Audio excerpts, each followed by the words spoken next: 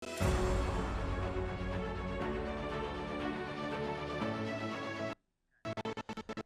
म मदन खाती कोरोना विरुद्धको अभियानमा यहाँलाई स्वागत छ। यस अभियान मार्फत यहाँहरूलाई हामी कोरोनाको पछिल्लो अवस्थाको विषयमा त जानकारी गराइ नै रहेका छौँ। त्यसको साथसाथमा नेपालभर र संसारभर नै कोरोनाको कहरको कारणले गर्दाखेरि परिराखेको प्रभावको विषयमा पनि विश्लेषण प्रस्तुत गरिराखेका छौँ। र अब यहाँहरूलाई हामी नेपालको पछिल्लो अवस्था के छ भन्ने विषयमा पछिल्लो तथ्याङ्क यहाँहरूलाई जानकारी गराउन चाहन्छौँ। अहिलेसम्म 245मा कोरोना संक्रमण देखिएको छ। त्यस्तै गरी अहिलेसम्मको अवस्था हेर्दाखेरि स्वास्थ्य तथा जनसङ्ख्या मन्त्रालयले दिएको पछिल्लो विवरण अनुसार PCR परीक्षण अहिलेसम्म 21,366लाई गरिएको छ। त्यस्तै गरी RDT परीक्षण अहिलेसम्म 60,318लाई गरिएको छ र सङ्क्रमण नदेखिएको सङ्ख्या 21,121 रहेको छ भने सङ्क्रमण देखिएको सङ्ख्या 245 रहेको छ।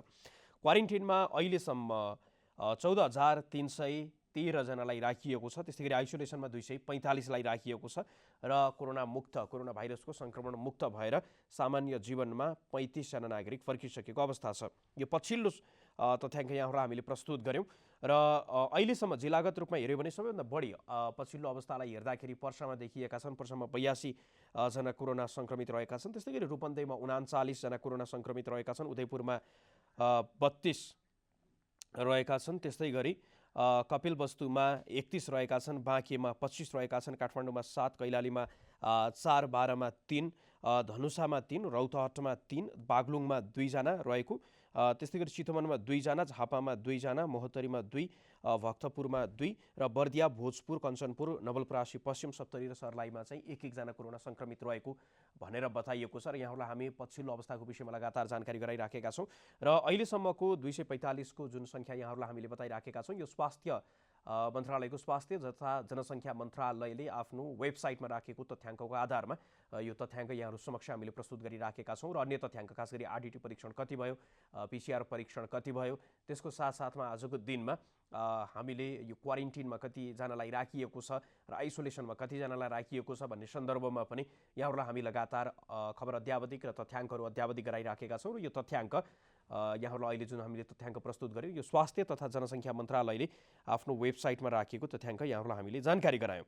अब विश्वव्यापी रूपमा अहिले अवस्था के छ त भन्ने विषयमा कुराकानी गर्दाखेरि अहिलेसम्म विश्वभर 44,29,884 कोरोना सङ्क्रमित रहेका छन् र कोरोना सङ्क्रमित रहेको भन्दा पनि यतिमा चाहिँ अहिलेसम्मको अवस्थामा कोरोनाको सङ्क्रमण देखिएको थियो, जसमध्ये 16,59,797 निको भएर घर फर्किसकेको अवस्था छ भने 2,98,174 को भने कोरोनाको कारणले गर्दाखेरि उनीहरूको मृत्यु भइसकेको छ। यो विषयमा पनि यहाँहरूलाई हामीले लगातार जानकारी गराइराखेका छौँ। र मानवीय क्षतिको रूपमा र कोरोनाको सङ्क्रमण अलि बढी देखिएको रूपमा चाहिँ अमेरिका सबैभन्दा बढी प्रभावित देखिएको छ। अमेरिकामा 14,30,348 कोरोना सङ्क्रमित रहेका छन् भने 85,197 को मृत्यु भएको छ। त्यसपछि स्पेन, रसिया, संयुक्त अधिराज्य, बेलायत, इटाली, ब्राजिल, त्यस्तै गरी France, Germany, Turkey, Iran, China लगायत देशहरूमा पनि कोरोनाको सङ्क्रमण अलि बढी देखिएको छ। यो विषयमा पनि यहाँहरूलाई हामीले लगातार जानकारी गराइराखेका छौँ। यद्यपि चीनमा भने पछिल्लो समय कोरोनाको सङ्क्रमण चाहिँ नियन्त्रण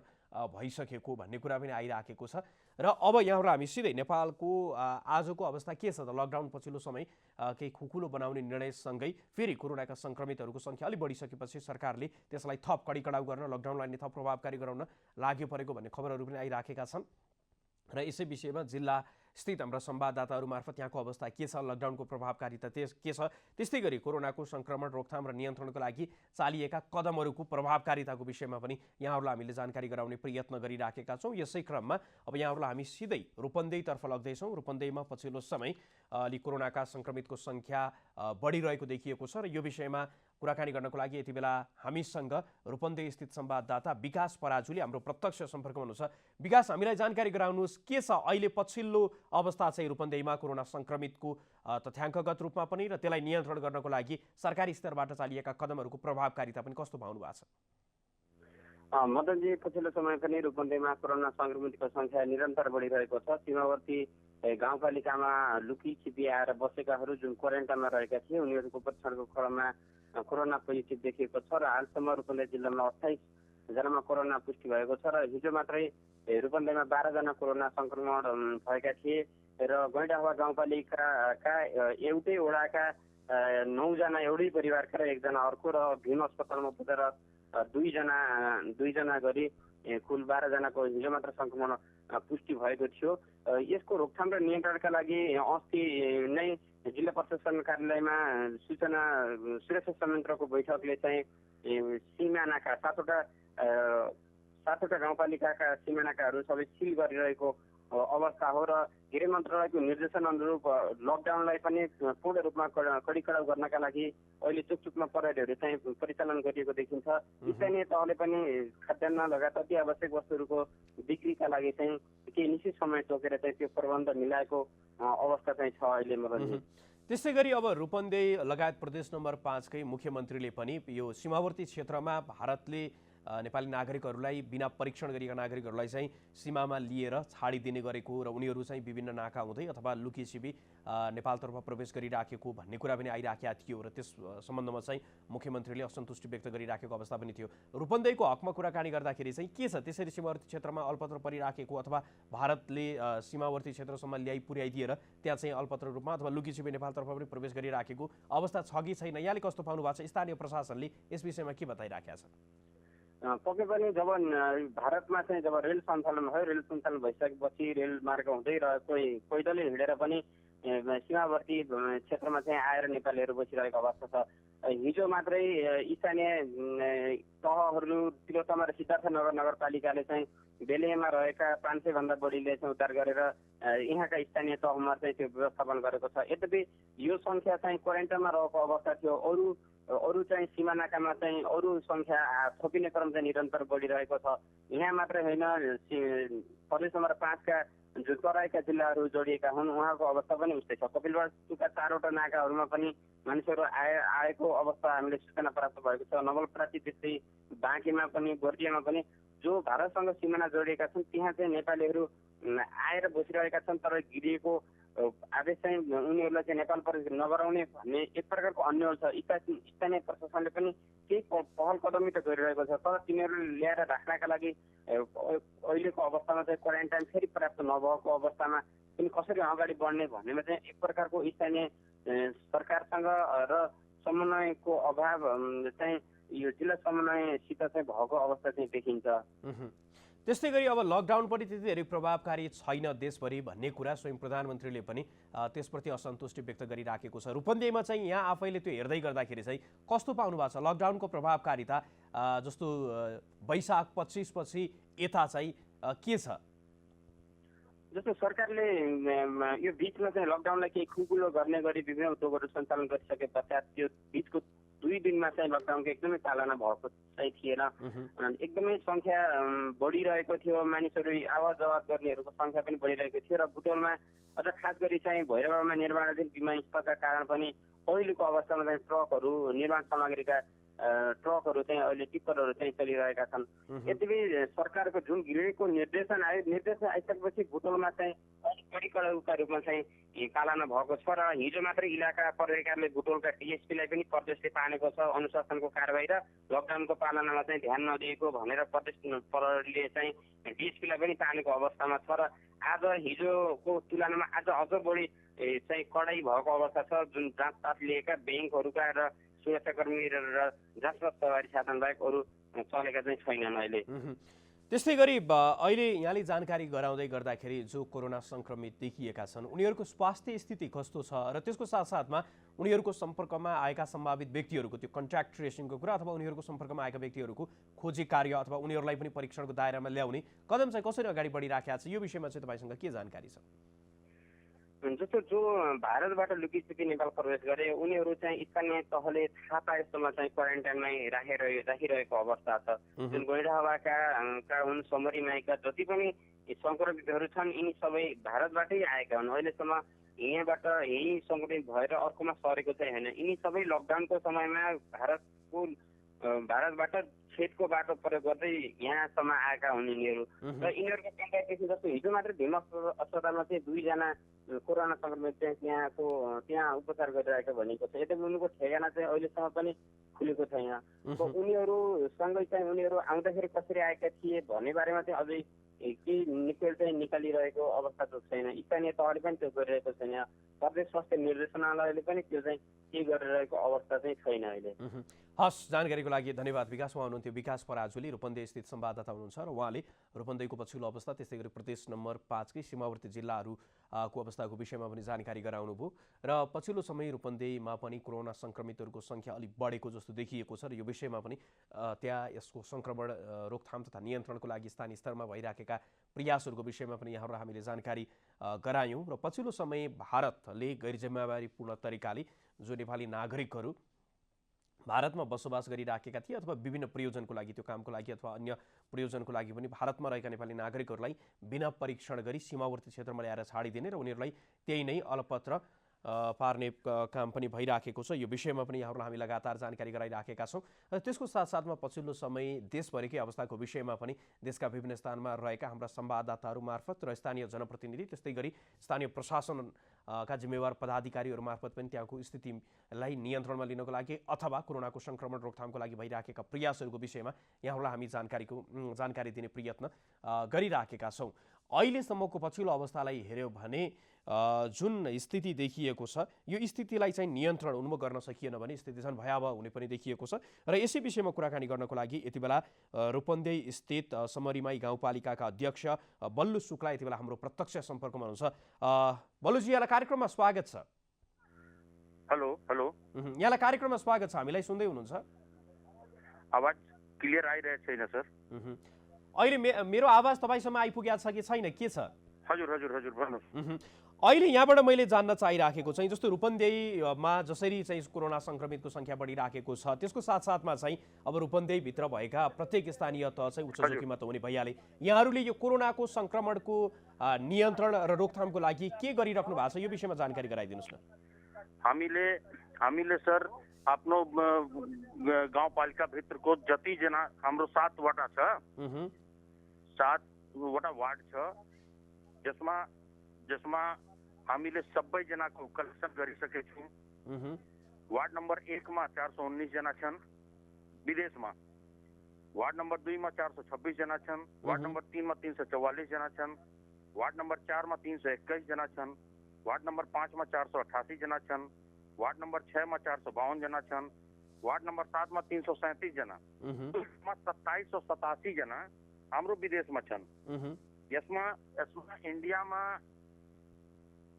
नियर अबाउट 1600 आदमी इन्डियामा छन् र आजको डेटमा हाम्रो क्वारेन्टाइनमा 450 जना आइसके छन्। हामीले 7 वडामा क्वारेन्टाइन बनाइसके छौँ।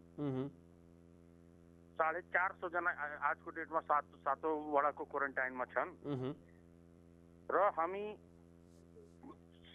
यो जति जना छन् सबैको डाटा लिएर सबैजनाको पासमा हामीले मेसेज पनि गरिरहेछौँ, मोबाइलमा मेसेज गइरहेछ, भोइस मेसेज पनि पठाइरहेछौँ जागरुकता फैलाउनको लागि। त्यो मेसेज एकछिन म पछि पढेर सुनाइदिन्छु कस्तो खालको त्यो मेसेज हो। ठिक छ। अब अहिले यहाँले जानकारी गराउनु पर्ने कुरा चाहिँ जस्तो अब रूपन्देही आफैमा पनि यो सीमावर्ती जिल्ला पनि भयो भनिसकेपछि त्यो भारततर्फबाट नेपाली नागरिकहरू अहिले पनि आइराखेका कारणले गर्दाखेरि लुकी छिपी यसले गर्दाखेरि समग्र रूपन्देही र त्यसभन्दा पहाडी जिल्लाहरूमा पनि अलिक जोखिम बढ्यो भन्ने कुरा पनि आइराखेको छ। यो विषयमा चाहिँ यो प्रभावबाट यहाँको स्थानीय तहलाई सुरक्षित गर्नको लागि यहाँहरूले के गरिराख्नु भएको छ?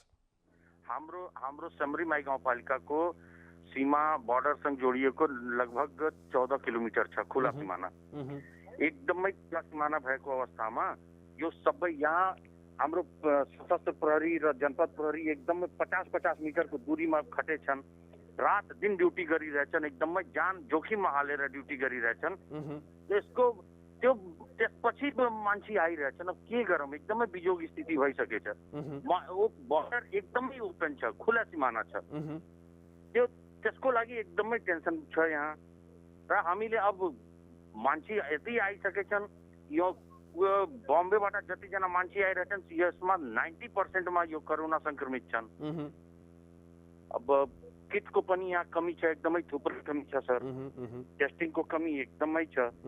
हामीले माग पनि गरेछौँ टेस्ट गराउनेको लागि, किनकि यो एरिया एकदमै सङ्क्रमित एरिया हो र जुन एरिया बढी सङ्क्रमित छ त्यहाँ टेस्टिङ बढाएनपछि त्यो महामारी फैलिहाल्छ।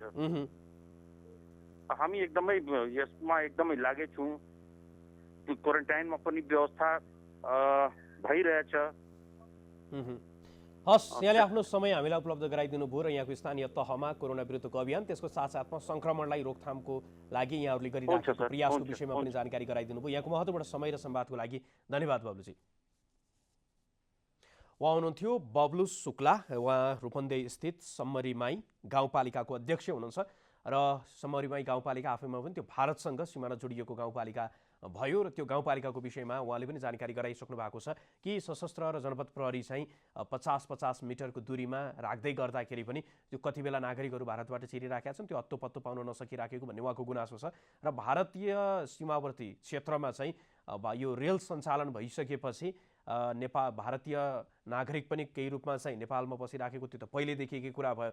अहिले पछिल्लो समय नेपाली नागरिक नै सीमावर्ती क्षेत्रबाट नेपालतर्फ प्रवेश गरिराखेको र उनीहरूमा चाहिँ कोरोना सङ्क्रमणको जोखिम उच्च रहेको केहीमा देखि पनि सकेको भन्ने कुरा आइराखेको छ र त्यो कारणले गर्दाखेरि नेपालमा पनि कोरोना सङ्क्रमणको जोखिम चाहिँ निकै उच्च भएको, सतर्कता थप अपनाउनु पर्ने स्थिति रहेको र सीमावर्ती क्षेत्रलाई थप कडाउ गर्नुपर्ने स्थिति रहेको भन्ने उहाँको कुरा थियो। र भारतबाट आइराखेका नागरिकहरू जति पनि रहेका छन् नेपाली नागरिकहरू, यदि उनीहरूलाई पनि हामीले समयमै उनीहरूलाई लिएर क्वारेन्टाइनमा राख्ने अथवा उनीहरू क्वारेन्टाइनमा राख्दै गर्दाखेरि पनि त्यसपछि उनीहरूलाई परीक्षण गर्न सक्ने त्यो सामर्थ्य हामीले यति बेलासम्म चाहिँ विकसित गरेको भए आजको अवस्था अथवा डराइहाल्नुपर्ने अवस्था थिएन। अवस्था यस्तो छ कि हामीसँग पर्याप्त मात्रामा किट छैन, परीक्षणलाई प्रभावकारी ढङ्गले अगाडि बढाउन सकिराखेको अवस्था पनि छैन, व्यापकता दिन सकिराखेको अवस्था पनि छैन। त्यसले गर्दाखेरि समस्या के भइराखेको छ भने भारतबाट आइराखेका छन् लुकीछिपी र जो लुकीछिपी आइराखेका छन् त्यो अब सरकारको लगतमा पनि उनीहरूको लगत चाहिँ सरकारले राख्न सकिराखेको अवस्था पनि छैन र उनीहरू कहाँ बसिराखेका छन्, कहाँ जान्छन्, कसरी बसिराखेका छन्, उनीहरूको सम्पर्क कोसँग भएको छ भन्ने कुरा पनि सरकारसँग नभइसकेपछि उनीहरूमा त कोरोनाको सङ्क्रमणदेखि नै रहने जोसँग कोरोना सङ्क्रमण बोकेर आएका छन् र उनीहरूले कोकोलाई सारे अथवा उनीहरू को सम्पर्कमा रहे भन्ने पनि तथ्याङ्क नहुँदाखेरि चाहिँ समस्या चाहिँ निकै विकराल बनिराखेको छ। अब यहाँहरूलाई हामी रूपन्देहीबाट थप पश्चिममा रहेको जिल्ला बाँकेतर्फ लग्दैछौँ। बाँके स्थित संवाददाता रविन्द्र सिंह ठकुरी यति बेला हाम्रो प्रत्यक्ष सम्पर्कमा हुनुहुन्छ। रविन्द्र, के छ बाँकेको पछिल्लो अवस्थाको विषयमा जानकारी गराइदिनुहोस् न। एकजना थपिनु भएको छ कोरोना संक्रमित व्यक्ति। बाँकेमा अहिले कोरोना संक्रमित व्यक्तिको संख्या 25 पुगेको छ। यो सँगै बाँकेमा विकट मानिने नरेनापुर गाउँपालिकामा भने भारतबाट नेपालीहरू प्रवेश गरिरहेको अवस्था छ भने स्थानीय निकायले उहाँहरूलाई थप क्वारेन्टाइन बनाएर त्यहाँ क्वारेन्टाइनमा राखिरहेको अवस्था छ भने यसरी भारतले नेपालीहरूलाई चाहिँ सहज रूपमा उता छोडिदिँदाखेरि यता चाहिँ नेपाललाई यो क्वारेन्टाइनमा व्यवस्थापन गर्न अलिक केही कठिनाइ भइरहेको अवस्था छ भने यति बेला बाँकेमा 25 जना कोरोना सङ्क्रमित व्यक्ति पुगिसकेको अवस्था छ भने अहिलेसम्म बाँकेमा 1084 जनाको कोरोना परीक्षण भइसकेको छ भने 976 जनाको नेगेटिभ आइसकेको छ र 83 जनाको रिपोर्ट आउनु अझै बाँकी भएको अवस्था छ। यहाँले जुन जानकारी गराउनु पनि सीमावर्ती क्षेत्रमा भारतबाट चाहिँ नेपाली नागरिकहरू नेपालतर्फ प्रवेश गरिराखेको उनीहरूलाई त्यो प्रवेश गर्दै गर्दाखेरि परीक्षण गरिएको अथवा उनीहरूको लगत राख्ने काम भइराखेको छ कि त्यसपछिको प्रक्रिया चाहिँ कस्तो छ यो विषयमा पनि अलिक प्रश्नसँग आम नेपाली नागरिकले बुझ्ने भाषामा जानकारी गराइदिनुहोस् न। हजुर, भारत सरकारले चाहिँ अब WHO को जुन मापदण्ड थियो जहाँ जस्तो अवस्थामा व्यक्तिहरू हुनुहुन्छ त्यही नै क्वारेन्टाइनमा राख्ने र उहाँहरूलाई चाहिँ केही सुरक्षित राख्ने भन्ने एक खालको सबै देशहरूले मान्दै आएको अवस्थामा चाहिँ भारतले चाहिँ नेपालीहरूलाई चाहिँ सहज रूपमा छोडिदिँदाखेरि यता नेपाललाई चाहिँ नेपालमा सहज रूपमा आउँदाखेरि अब केही अलिकति उच्च जोखिम पनि रहेको छ बाँकी। त्यसले गर्दा चाहिँ उहाँहरूलाई चाहिँ थप अस्ति जनस्वास्थ्यको टोली गएर त्यहाँ चाहिँ क्वारेन्टाइन स्थापना गरेर सो क्वारेन्टाइनमा राखेर उहाँहरूको नमुना सङ्कलन गर्ने कार्य भइरहेको छ। कति जति सङ्ख्यामा चाहिँ यो पछिल्लो समय आइराखेको अवस्था छ? हजुर, बाँकेको नरेनापुरको सिमाना हुँदै आउने नेपालीहरूको संख्या करिब 350 को हाराहारीमा रहेको हामीले जानकारी पाएका छौँ। उनीहरूलाई अहिले क्वारेन्टाइनमा राखिएको छ र हिजो पनि उहाँहरूको करिब 45 जनाको स्वास्थ्य सङ्कलन भएको छ भने आज पनि स्वास्थ्य सङ्कलन कार्य जारी रहेको अवस्था छ। त्यस्तै गरी यो बाँकेभित्रकै कुराकानी गर्दाखेरि चाहिँ त्यो समग्र बाँकेकै कुरा लकडाउनको प्रभावकारिता यो वैशाखपछि चाहिँ कस्तो पाउनु भएको छ? पछिल्लो समय सरकारले लकडाउनलाई केही खुकुलो बनाउने र अनौपचारिक रूपमा केही खुकुलो जस्तो पनि देखिएको थियो। फेरि पछिल्लो समय कोरोनाको सङ्क्रमण अलि बढिसकेपछि कडिकडाउ गर्ने भन्ने कुरा पनि आइराखेको थियो। यो समयमा चाहिँ आजको दिनमा के छ अवस्था? हजुर, आजको दिनमा चाहिँ आज देश 1 गते भइरहँदाखेरि हिजो अस्तिका दिनसम्म लकडाउन चाहिँ खुकुलो नै थियो। बाँकेमा नेपालमा चाहिँ भिडभाड, बजारमा आवागमनमा चाहिँ समस्या, शहरी साधनको चाप, त्यस्तै गरी सरकारी पसलहरूमा भयो, अन्य बजार पनि केही हदसम्म खुल्ला रहेको अवस्था थियो भने आजदेखि चाहिँ प्रशासनले पनि कडी कडाउका साथ लागू गर्ने र त्यस्तै गरी गृह मन्त्रालयले चाहिँ एक जिल्लाबाट अर्को जिल्ला जान निषेधित र सबै पासहरू चाहिँ रद्द गरिसकेको अवस्थामा स्थानीय निकायहरू पनि अब यसलाई कडी कडाउका साथ लागू लागिरहेको अवस्था देखिन्छ। यसरी स्थानीय सरकारले पनि पहिले पनि कदम चाले तापनि त्यति प्रभावकारी रहेको थिएन। त्यसरी कोरोना सङ्क्रमित व्यक्तिहरू बढ्दै जाँदा चाहिँ अहिले पनि स्थानीय तहहरू चाहिँ त्रसित भइ नै रहेको अवस्था छन्। सबैले आफ्नो स्थानीय निकाय जिल्ला लगायत सुरक्षित राख्ने कदम चालिरहँदा चाहिँ बाँकेलाई पनि यति बेला कडी कडाउको साथ अगाडि बढाइरहेको देखिन पाइन्छ। त्यस्तै गरी परीक्षणलाई चाहिने किटको कुरा गरौँ अथवा परीक्षणकै त्यो तीव्रताको कुरा र त्यसको साथसाथमा सुरक्षाकर्मी, स्वास्थ्यकर्मी, पत्रकारहरूले पनि आफ्नो कामलाई निरन्तरता यो समयमा दिइराखेको सन्दर्भमा चाहिँ उनीहरूकै सुरक्षाको स्थिति पनि के रहेको छ? हजुर, बाँकीमा यति बेला भने अब स्वास्थ्य सामग्रीहरूको चाहिँ अभाव त्यति देखिएको छैन। केही समयको लागि चाहिँ बाँकीमा पर्याप्त मात्रामा स्वास्थ्य सामग्रीहरू रहेको जानकारी पाएको छ। हामी केही दिन अघि मात्र नेपाली सेनाको एयरलिफ्टबाट करिब 2000 किट, 2000 बराबरको 2000 सामग्री चाहिँ किट सामग्री चाहिँ नेपालमा झारिसकेको अवस्थामा यति बेला अब ट्रेकिङदेखि लिएर ट्र्याकिङका लगायत अनि यस्तै गरी पत्रकारहरूको अनि जनप्रतिनिधिहरूको अब जुन फिल्डमा खटेर काम गरिरहेका व्यक्तित्वहरूको चाहिँ स्वास्थ्य सङ्कलन गरिसकेको अवस्था छ भने बाँकेमा आजका दिनसम्म करिब 5 जना पत्रकारको कोरोना टेस्ट गरिएको छ भने उहाँहरू सबैको नेगेटिभ आइसकेको थियो। यस्तै गरी जनप्रतिनिधिहरूको स्थानीय अगुवाईहरूको पनि टेस्ट गर्ने काम भइरहेको छ। यति बेला बाँकेमा स्वास्थ्य सामग्री लगायत सुरक्षामा खटिने प्रहरीहरूका लागि भने सामग्री चाहिँ अहिलेसम्म पर्याप्त मात्रामा रहेको पाएको छ।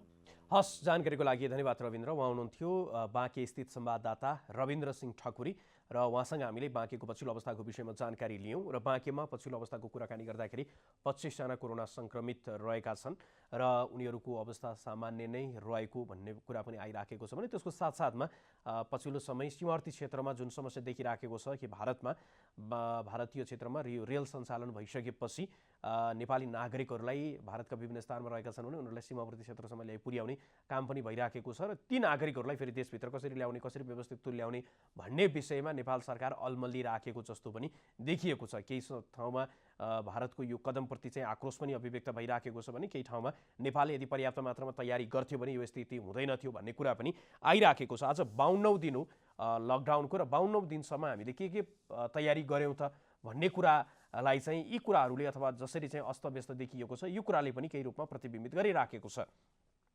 भारतबाट मात्र होइन, भारतबाट केही सङ्ख्यामा मात्रै, सयौँ सङ्ख्यामा मात्र, 100-200मा मात्र अथवा 300-400 हजारको सङ्ख्यामा चाहिँ नेपाली नागरिक आउँदै गर्दाखेरि त यो स्थिति छ तिनीहरूलाई सम्हाल्न नसकिराखेको र उनीहरूले चाहिँ कोरोनाभित्रै राखेको भन्ने स्थितिमा चाहिँ पुगेको अवस्था छ भने जब लाखौँको सङ्ख्यामा नेपाली नागरिकहरू आउँछन् उनीहरूको व्यवस्थापन कसरी भन्ने प्रश्न यो तत्कालको लागि होइन तर दीर्घकालको लागि चाहिँ उनीहरूको रोजगारीको कुरादेखि यो प्रश्न चाहिँ आजको दिनमा उठिराखेको छ। यो विषयमा पनि यहाँहरूलाई हामीले यही कार्यक्रमका अन्य श्रृङ्खलाहरूमा जानकारी, अन्य अङ्कहरूमा जानकारी गराउनेछौँ, त्यसको विश्लेषण पनि प्रस्तुत गर्नेछौँ। तर आजको कार्यक्रममा पनि हामी यहाँहरूलाई मुख्य गरी त देशभरिको पछिल्लो अवस्था र कोरोनाको सङ्क्रमणको स्थिति, त्यो सङ्क्रमणलाई रोकथाम र नियन्त्रण गर्नको लागि स्थानीय स्तरमा भइराखेका प्रयासहरूको विषयमा नै जानकारी गराइराखेका छौँ। किनकि पछिल्लो समय जसरी कोरोनाको सङ्क्रमणको दर बढिराखेको छ, सङ्ख्यामा जसरी बढोत्तरी आइराखेको छ, यो समयमा चाहिँ हामीले कसरी कोरोना विरुद्धको अभियानलाई थप प्रभावकारी गराउन सक्छौँ भन्ने विषयमा पनि थप सचेत र सतर्क हुनुपर्ने अवस्था छ।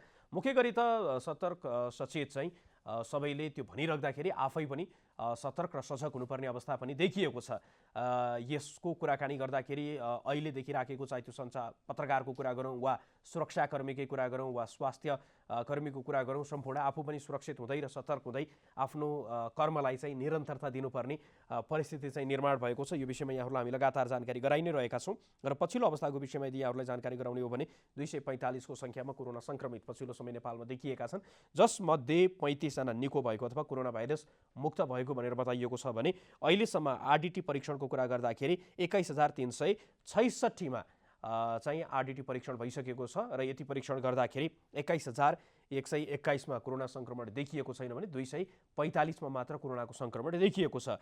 र पिसिआर परीक्षणको विषयमा यहाँहरूलाई हामीले जानकारी गरायौँ। पिसिआर परीक्षण चाहिँ 21,366 भएको छ भने आरडिटी परीक्षणको कुरा गर्दाखेरि 60,318 चाहिँ आरडिटी परीक्षण भएको छ। यो चाहिँ पछिल्लो अवस्था यहाँहरूलाई हामीले जानकारी गरायौँ र अब यहाँहरूलाई हामी सिधै नेपालगञ्ज उपमहानगरपालिकाका प्रमुख यति बेला हाम्रो प्रत्यक्ष सम्पर्कमा हुनुहुन्छ डाक्टर धवल शमशेर राणा र उहाँसँग हामी सम्पर्कको प्रयास गरिराखेका छौँ। उहाँ हाम्रो प्रत्यक्ष सम्पर्कमा आइसक्नु भएको छ। धवलजी, यहाँलाई कार्यक्रममा स्वागत छ। सबै अवलोकन गरिरहेको जनता टिभी सबै महानुभावहरूलाई मेरो नमस्कार।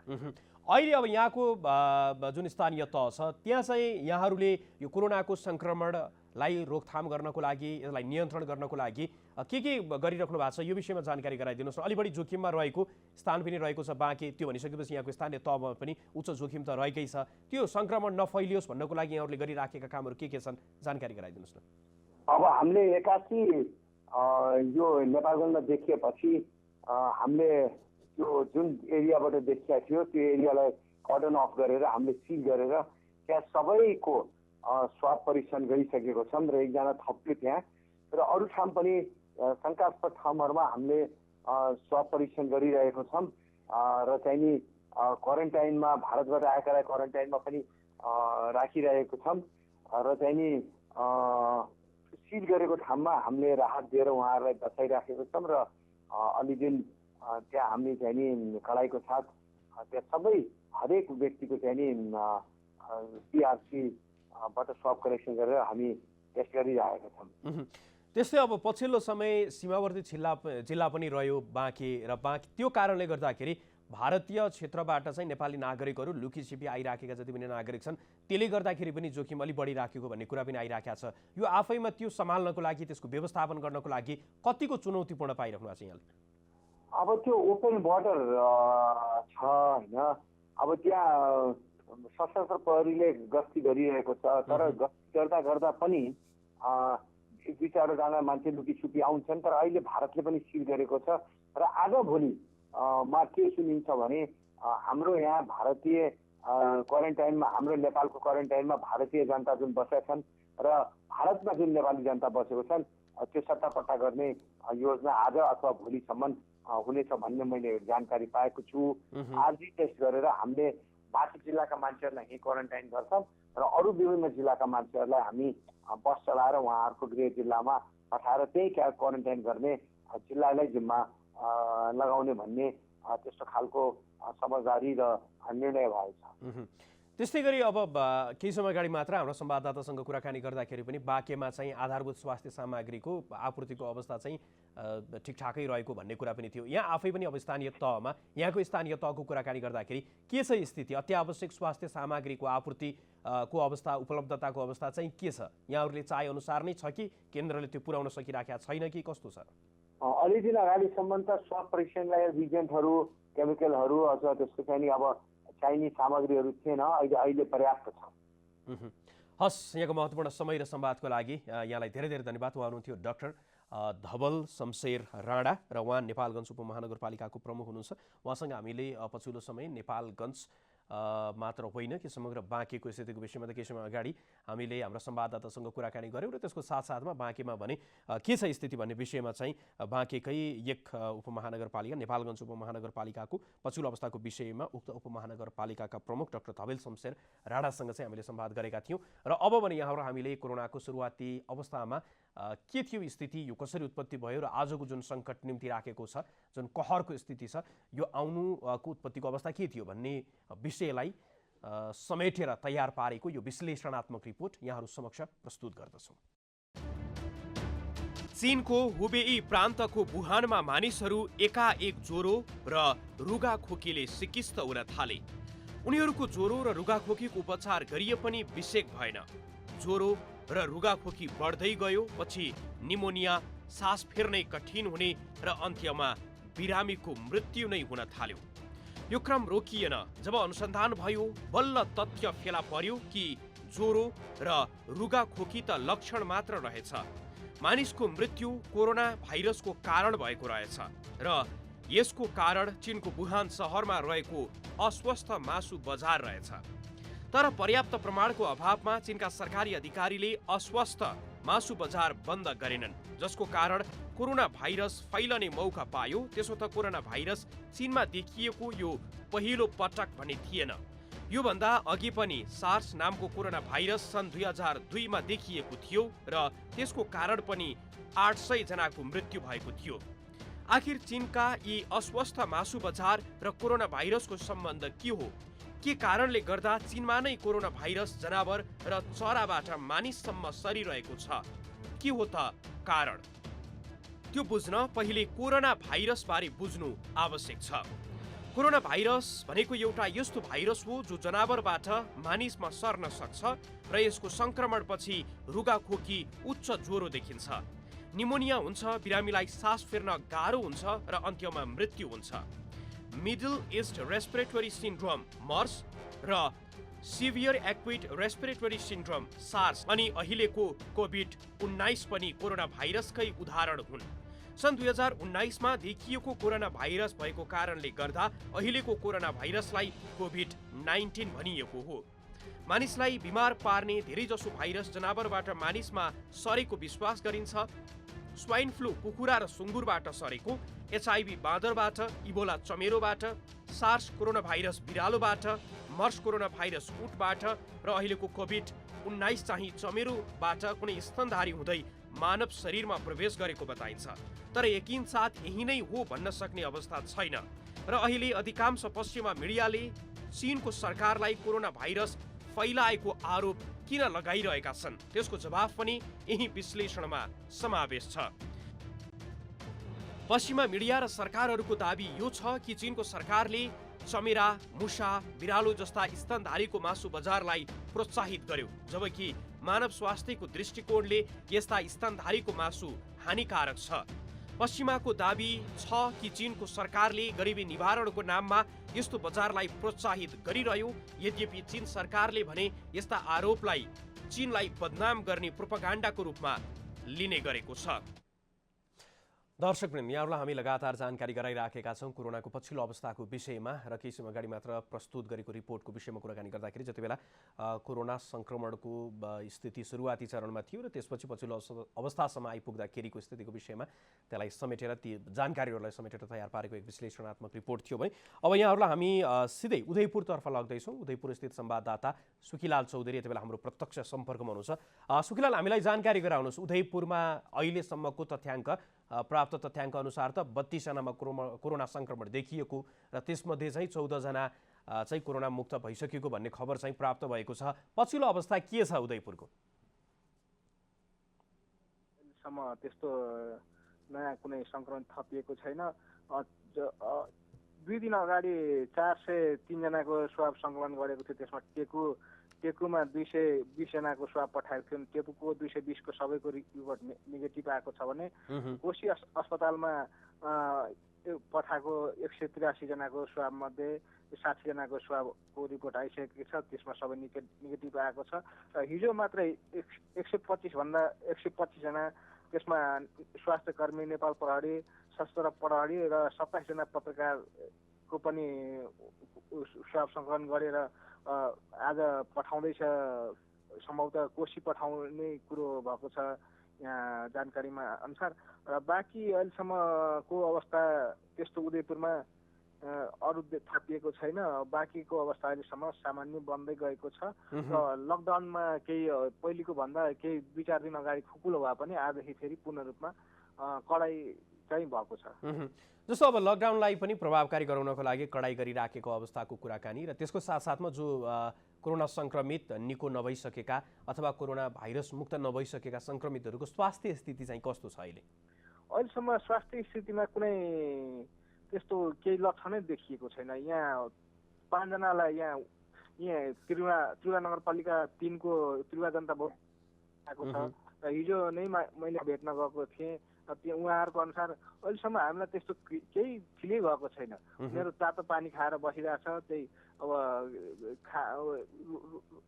3 जनालाई रोजा पनि गरिरहेर बसिरहेछ र त्यस्तो अवस्था केही छैन। त्यस्तो जस्तो यहाँले अगाडि पनि जानकारी गराउनु भएको थियो कि अहिले परीक्षणको काम चाहिँ अगाडि बढिराखेको छ, तर जुन रूपमा हुनुपर्ने थियो अथवा जे कुरा अपेक्षित थियो त्यो अनुरूप चाहिँ भइराखेको जस्तो लाग्छ कि लाग्दैन? परीक्षणलाई चाहिँ थप व्यापक बनाउनु पर्ने थियो कि थिएन, अथवा अहिले जे कुराहरू आइराखेको छ कि अत्यावश्यक स्वास्थ्य सामग्रीको उपलब्धताको स्थितिको विषयमा पनि विगतमा अलि अपुग भयो भन्ने कुरा पनि आइराखेको थियो उदयपुरमा, अहिले स्थिति के छ?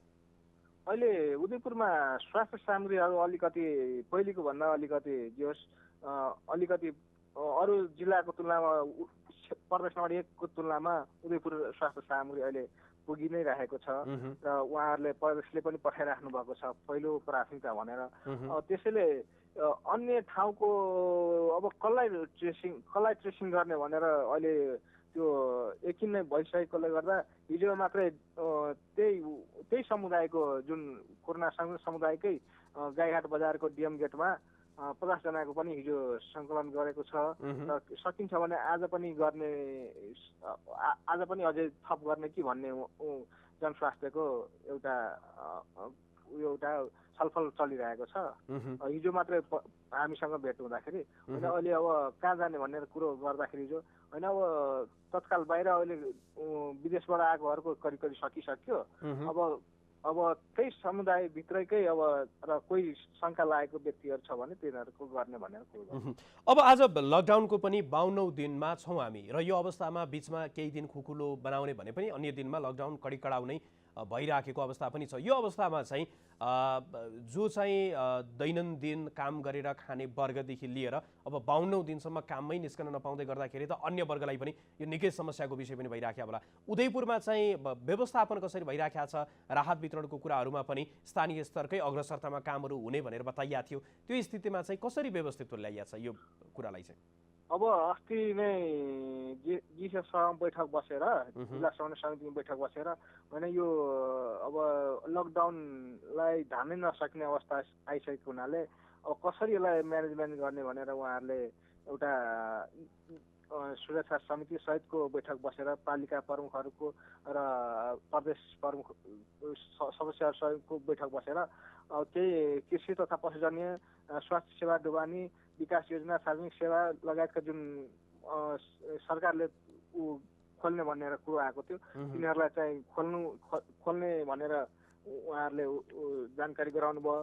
तर पनि स्थानीयको विरोधका बावजुद त्यो अहिले त्यसरी सहज रूपमा खुलिएको छैन भने स्थानीय सरकारहरूमा पहिलो र दोस्रो चरणको राहत प्याकेज बाँडिसकेपछि अब राहत प्याकेज बाँड्न असमर्थ छौँ भनेर एक दुईवटा गाउँपालिका नगरपालिकाबाट केही कति दिनसम्म बाँड्ने भनेर उहाँहरू पनि अब राहत सामग्री पनि पाइ नराखेको अवस्थामा कसरी आपूर्ति गर्ने भनेर उहाँहरूलाई अलिकति अप्ठ्यारो परिरहेको अवस्था छ। हस्, समय र संवादको लागि धन्यवाद। उहाँ हुनुहुन्थ्यो उदयपुर स्थित संवाददाता सुखीलाल चौधरी र उहाँसँग हामीले उदयपुरको पछिल्लो अवस्थाको विषयमा जानकारी लियौँ र उदयपुरको पछिल्लो अवस्थाको विषयमा कोरोना सङ्क्रमितको तथ्याङ्कगत रूपमा यदि हामीले हेऱ्यौँ भने 32 जनामा कोरोना सङ्क्रमण देखिएको छ अहिलेसम्म र त्यसमध्ये 14 जना चाहिँ कोरोना भाइरस मुक्त भइसकेको भन्ने खबर आइराखेको छ र जो कोरोना सङ्क्रमित अहिले पनि उहाँहरूकोमा देखिराखेको छ भने उहाँहरूको अवस्था पनि सामान्य रहेको, अझै सामान्य भन्दा पनि कोरोना भाइरसको सङ्क्रमण भइसकेपछि देखिने लक्षणहरू पनि उहाँहरूमा नदेखिराखेको भन्ने कुरा पनि आइराखेको छ र जस्तो कोरोना भाइरस सङ्क्रमणभन्दा अगाडिको स्थिति थियो त्यस्तै नै रहेको भन्ने कुरा चाहिँ हामीलाई जानकारी गराउँदै हुनुहुन्थ्यो। यहाँहरूलाई हामी लगातार यो विषयमा जानकारी गराइराखेका छौँ र यति बेला हामीसँग उदयपुर को त्रियुगा नगरपालिकाका प्रमुख बलदेव चौधरी हाम्रो प्रत्यक्ष सम्पर्कमा हुनुहुन्छ। बलदेवजी, यहाँलाई कार्यक्रममा स्वागत छ। बलदेवजी, यहाँलाई कार्यक्रममा स्वागत छ। धन्यवाद। अहिले अब स्थानीय तहले यो कोरोनाको सङ्क्रमण रोकथाम र नियन्त्रणको लागि चालिराखेका कदमहरूको प्रभावकारिताको विषय र त्यसको साथसाथमा चाहिँ यो लकडाउनको स्थिति जति लम्बिँदै गइराखेको छ त्यो वर्गलाई राहत पुर्याउनु पर्ने स्थितिमा चाहिँ अब राहत पुर्याउन नसकिने भन्ने स्थिति पनि आइराखेको भन्ने कुरा पनि आइराखेको छ। यहाँहरूले चाहिँ यो सम्पूर्ण कुरालाई कसरी व्यवस्थित गरिराख्नु भएको छ जानकारी गराइदिनुहोस् न।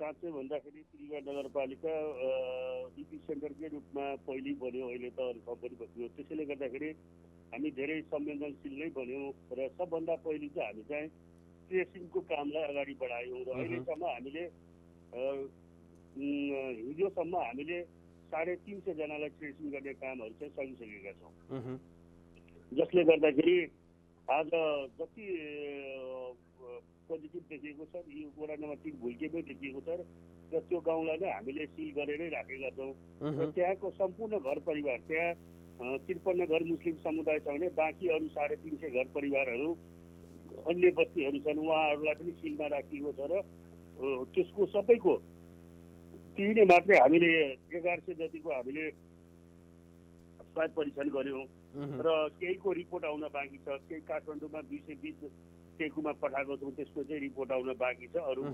अरूको रिपोर्ट आइसकेर अहिले त्यस्तो नेगेटिभ देखिएको छ र यसले गर्दाखेरि अरू सम्बन्धित ठाउँहरूमा हिजो मात्रै हामीले 60 जना वडा नम्बर 12 लगायत केही पत्रकार साथीहरू र 10 नम्बर वडा नम्बर 7 र वडा नम्बर 12 जलजले र दिल्लीको मा पनि हामीले टेस्ट गरायौँ, त्यतातिर छैन। त्यसैले हाम्रो सबै केन्द्रित चाहिँ भुल्केमै भएको छ।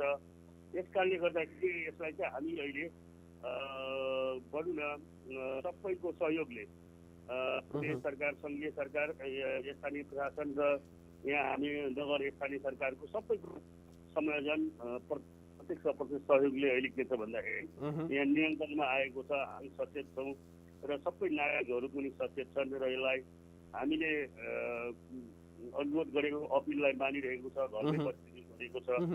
जस्तो यहाँले जानकारी गराउनु भयो नि, अब कोरोनाको संक्रमण नियन्त्रणको लागि, त्यो रोकथामको लागि त यहाँहरूले प्रयास गरिराख्नु भएको छ। पछिल्लो समय अन्य जिल्लाभन्दा अलि बढी मात्रामा नै यहाँहरू समक्ष चाहिँ त्यो अत्यावश्यक स्वास्थ्य सामग्री पुगेको भन्ने कुरा पनि आइराखेको छ। यो रोगलाई नियन्त्रण गर्नको लागि जसरी यहाँहरूका कदम चाहिँ प्रभावकारी भइराखेको सन्दर्भमा रोग नियन्त्रण सँगसँगै भोकको कारणले गर्दाखेरि नागरिकहरू समस्यामा नपरुन् भन्नको लागि चाहिँ के गरिराख्नु भएको छ? त्यो भोक टार्नको लागि के छ यहाँ प्रयास? प्रत्येक वडामा हामीले वडाकै संयुक्तमा राहत वितरण समिति बनायौँ र हामीले पहिलो चरण, दोस्रो चरण, तेस्रो चरणको राहत वितरण भइसकेको छ। प्रत्येक वडालाई 5 लाखसम्मको अधिकार दिएको छ। एक चरणको 5 लाख गइसक्यो, अर्को चरणको पनि 5 लाख गइसक्यो र फेरि पनि हामी जुन ठाउँमा बढी छ त्यसमा चाहिँ 15 लाख 20 लाखसम्म गएर जस्तै वडा नम्बर 12 मा धेरै मजदुरहरू छ, त्यसले गर्दाखेरि त्यो ठाउँमा 20 लाखसम्म हामीले पैसा दिएका छौँ र उठेको राहतहरू सम्बन्धित ठाउँमा पुर्याएको छौँ। थोरै वडामा वडा अध्यक्षको अध्यक्षतामा एउटा सर्वदलीय समिति बनेको छ, वडा सदस्यहरू हुनुहुन्छ, टोल विकास संस्थाका प्रतिनिधि हुनुहुन्छ। यसरी प्रहरी, एकजना प्रहरी राखेर सबै ठाउँमा राहत वितरणको काम गरेका छौँ। अहिलेसम्म हामीले 9000 घर परिवारलाई चाहिँ हामीले राहत वितरण गरिसकेका छौँ। कति घर बारमा बस्ने पनि अबको दिन लकडाउन लम्बी जाँदाखेरि 5 गतेको अवस्थामा पनि हामीले व्यवस्थापन गर्न सकेनौँ भने त्यसपछि हामीलाई गाह्रो हुन सक्ने सम्भावना चाहिँ देखिरहेका छौँ। 5 गतेसम्मलाई त हामी त धान्न त्यो किसिमको हामीले राहत वितरण गरिसकेका छौँ र त्यस्तो किसिमको कम्प्लेन पनि आउन दिएका छैनौँ। हामीले एकदम त्यसलाई वडालाई सक्रिय साथ परिचालन गरेर, टोल विकासलाई सक्रिय परिचालन गरेर डेरामा बस्ने समेतलाई हामीले के छ भने व्यवस्थापन गरेका छौँ। त्यति मात्रै गरेका छौँ। यदि बाहिरबाट आउने यिनीहरूलाई पनि निःशुल्क एम्बुलेन्स सेवा हामीले 3वटा एम्बुलेन्सको कोही बिरामी पर्छ, केही छ नयाँ मान्छे आयो भने घरबाट सरासर हस्पिटलसम्म लगिएर हस्पिटलमा चेक गराएर चाहे धरान लानुपर्ने, चाहे बिराटमा लानुपर्ने, चाहे काठमाडौँ लानुपर्ने, त्यसको निःशुल्क एम्बुलेन्सको व्यवस्था मात्रै गरेको छौँ। त्यति मात्रै गरेको छैनौँ कि अहिले सामाजिक विकास मन्त्रालयको आयुर्वेदिक एउटा रुटै रहेछ र अल नेपाल हेमोपेथिक एसोसिएसनको सहयोगमा हामीले 1500 जनालाई त्यो छ इम्युनिटी बढाउने हेमियोपेथिक औषधि पनि आज 1 बजे वितरण गर्दैछौँ। योभन्दा अगाडि स्वास्थ्य शिविर हामी त्यहाँ चलाएका छौँ र त्यो एरियामा सबै घरै पिछेलाई हामीले स्वास्थ्य सामग्री र महिलालाई हुने सेनिटरी प्याडदेखि लिएर साबुनदेखि लिएर दबाई छर्ने कामदेखि यसरी हामीले काम अगाडि बढाएका छौँ र यो काममा हामीले कोरोनाको लागि कसर त्रिपुरा नगरपालिका कोरोना भाइरस विरुद्ध कोभिड-19 को लागि हरेक किसिमको कामहरू कुनै पनि कसर बाँकी राखेको छैन। सबैको समन्वय सहकार्य साथ छ। अहिले सुरुमा प्रदेश र सङ्घीयले जुन तुरुन्तै रेस्ट्रिक्ट गर्नुपर्ने त्यो हुन सकेन, तर अहिलेको अवस्था भएको छ। तर अहिले पनि हाम्रो माग के छ भन्दाखेरि अहिले स्वास्थ्य शिविर भन्दा पनि हाम्रो एउटा विशेष क्षेत्र घोषणा गरियो, स्वास्थ्यको सङ्कटकाल घोषणा गरियो। र त्यो किसिमको के छ भन्दाखेरि अहिलेको हाम्रो विडम्बना नै भनौँ, उदयपुरे भन्ने बित्तिकै विराटनगर अस्पतालमा पनि उपचार नगर्ने, धरानमा पनि नगर्ने, कतै नगर्ने। त्यसैले एउटा चाँडो भन्दा चाँडो स्वास्थ्य सुविधा सम्पन्न अस्पतालको व्यवस्था गरियोस् भनेर म सङ्घीय सरकारलाई माग पनि गर्छु, प्रदेश सरकारलाई पनि माग गर्छु। र यसको एउटा अस्थायी क्याम्प जस्तो पनि खडा गरियोस्। यो क्षेत्रलाई गरेर त्यसको सबै ट्रेस गर्नको लागि अस्थायी क्याम्प खडा गर्नको लागि पनि माग गरेको छु। र फेरि पनि हामी राहतको जुन कुरो छ, राहतलाई अहिलेसम्म म्यानेज गरिएको छ। अझै पनि प्रदेश सरकार र सङ्घीय सरकार यदि 5 गतेको अवस्थामा अझै लकडाउन हुन्छ भने विशेष किसिमको व्यवस्था चाहिँ गर्न चाहिँ सङ्घीय सरकार र प्रदेश सरकार। यहाँले आफ्नो महत्त्वपूर्ण समय हामीलाई उपलब्ध गराइदिनु भयो र यहाँहरूले गरिराखेको प्रयास, त्यसको साथसाथमा यहाँहरूलाई स्थानीय सरकारलाई चाहिँ प्रदेश र केन्द्रले गरिराखेको सहयोगको विषयमा पनि जानकारी गराइदिनु भयो। यहाँको महत्त्वपूर्ण समय र संवादको लागि धन्यवाद। उहाँ हुनुहुन्थ्यो त्रियुगा नगरपालिकाका प्रमुख बलदेव चौधरी र उहाँसँग हामीले पछिल्लो समय जसरी स्थानीय तहहरूले गरिराखेको प्रयासको विषयमा र त्यसमा पनि उदयपुर जहाँ चाहिँ कोरोना सङ्क्रमितहरूको सङ्ख्या अलि बढी नै देखियो, तर पछिल्लो समय भने त्यो सङ्क्रमणको सङ्ख्या नियन्त्रणमै रहेको भनेर बताइएको छ। र कन्ट्याक्ट ट्रेसिङ अर्थात् जो सम्पर्कमा आएका व्यक्ति थिए सङ्क्रमितहरूसँग उनीहरूलाई खोज्ने काम, उनीहरूलाई परीक्षण गर्ने र परीक्षणको क्रममा पनि उनीहरूलाई क्वारेन्टाइनमा वा आइसोलेसनमा केमा राख्नुपर्ने हो त्यो विषयमा चाहिँ पनि ध्यान चाहिँ केन्द्रित गरिराखेको भन्ने चाहिँ उहाँको अभिव्यक्ति थियो। यो विषयमा यहाँहरूलाई हामी लगातार जानकारी गराइ नै रहेका छौँ। र आज 52औं दिनसम्म आइपुग्दाखेरि कहिले अलिक खुकुलो, कहिले अलिक कडी कडाउ पनि देखियो लकडाउनको स्थिति। र पछिल्लो समय फेरि लकडाउनलाई थप प्रभावकारी गराउनको लागि कडी कडाउ गर्ने भन्ने कुरा पनि आइराखेको छ। तर सरकारले पनि ध्यानमा राख्नुपर्ने कुरा लकडाउनलाई प्रभावकारी गराउने नाममा कडी कडाउ गर्ने मात्र होइन कि त्यो कडी कडाउ गराउँदै गर्दाखेरि त्यसबाट पर्न सक्ने स्वाभाविक प्रभावलाई चाहिँ कसरी नियन्त्रण गर्ने भन्नेतर्फ पनि सरकारले चाहिँ त्यो स्पष्ट खाकासहित आउनु आवश्यक छ। र यो विषयमा यहाँहरूलाई हामी लगातार जानकारी गराइराखेका छौँ र विषय विज्ञहरूसँग संवाद गर्दै यो लकडाउनकै स्वरूपलाई कसरी परिमार्जित गर्ने भन्ने विषयमा पनि हामीले यहाँहरू समक्ष ती विश्लेषणहरू पनि प्रस्तुत गरिराखेका छौँ। तर आजको कार्यक्रममा हामी हाम्रा जिल्ला संवाददाता मार्फत चाहिँ जिल्लाको स्थिति के छ आजको दिनमा भन्ने कुरा नै यहाँहरू समक्ष जानकारी गराइराखेका छौँ। यसै क्रममा यति बेला हामीसँग झापाबाट संवाददाता शम्भु दाहाल हाम्रो प्रत्यक्ष सम्पर्कमा हुनुहुन्छ। शम्भु, के छ झापाको पछिल्लो अवस्था? कोरोना विरुद्धको अभियान कसरी सञ्चालित छ र सरकारले चलिराखेका स्थानीय स्तरमा भइराखेको जुन कोरोनाको सङ्क्रमण रोकथामका लागि भइराखेका प्रयासको प्रभावकारिता कस्तो पाउनु भएको छ? जानकारी गराइदिनुहोस् न। हजुर, म त यहाँ सवालदास ओली पो बोल्दैछु, प्रणामी समाजको।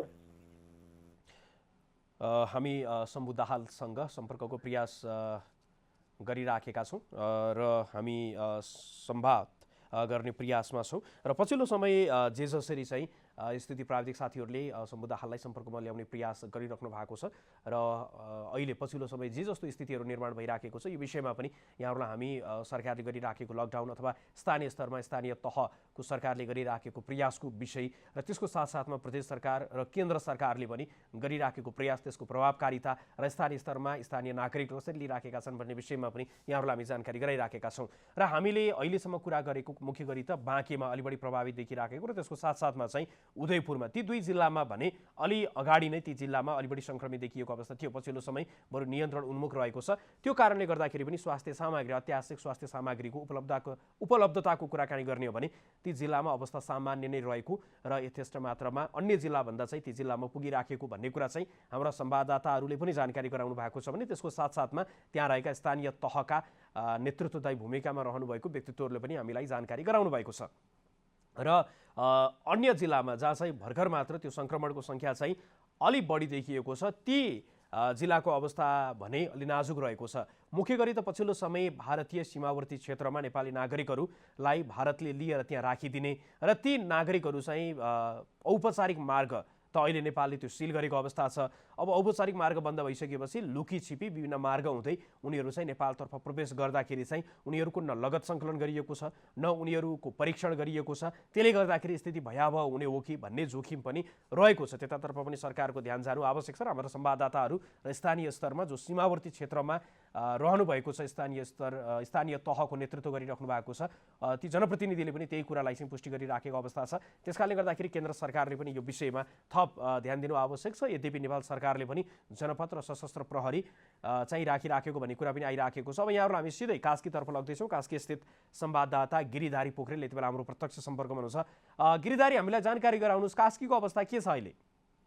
हजुर मदनजी, कास्कीमा केही दिन यो लकडाउन खुकुलो भएर बजारमा निकै यो सवारी साधनहरूको आवागमन बढिरहेको थियो भने आजबाट यो लकडाउन अत्यन्त कडाइ गरिएको छ। बिहानैदेखि चोकमा सुरक्षाकर्मीहरू अलि धेरै परिचालन गरेर यो बिना पास हिँड्ने सवारी साधनहरूलाई नियन्त्रणमा लिने काम भइरहेको छ र यो परीक्षणको सन्दर्भमा कास्कीमा अहिले आजको दिनसम्म यो आरडिटीबाट जम्मा 1244 जनाको र पिसिआरबाट 254 जनाको मात्रै परीक्षण भइसकेको अवस्था छ भने यो समग्र गण्डकी प्रदेश कुरा गर्नुपर्दा आरडिटीबाट जम्मा 6716 जना र पिसिआरबाट 726 जनाको मात्रै परीक्षण भएको छ मदनजी। र अर्को एउटा कास्कीको जिल्लाको हकमा अहिले अलिकति समस्याको रूपमा के रहेको छ भने यो गण्डकी प्रदेशका सँग जोडिएका तराईका जिल्लाहरूबाट विभिन्न देशमा भारतबाट होस् या तराईमा रहेकाहरू